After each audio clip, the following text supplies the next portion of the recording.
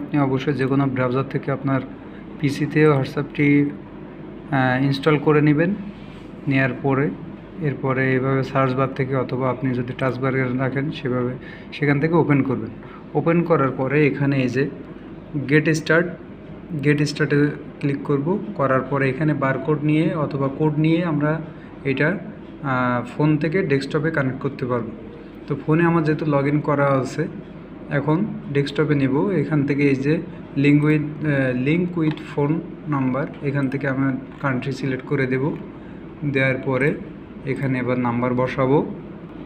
Number বসানোর পর এখন এখান থেকে নেক্সটে ক্লিক করব। করার পরে এই যে কোডটি আসছে, এটা আপনার যখন এই কোডটি এখানে আসবে তখন আপনার ফোনে একটা নোটিফিকেশান যাবে, তখন সেটাতে ক্লিক করে আপনি এই কোডটি সেম যেভাবে আছে বসাবেন। বসানোর পরেও অটোমেটিক দেখবেন যে এখানে কানেক্ট হয়ে গেছে। আরেকভাবে করা যায়।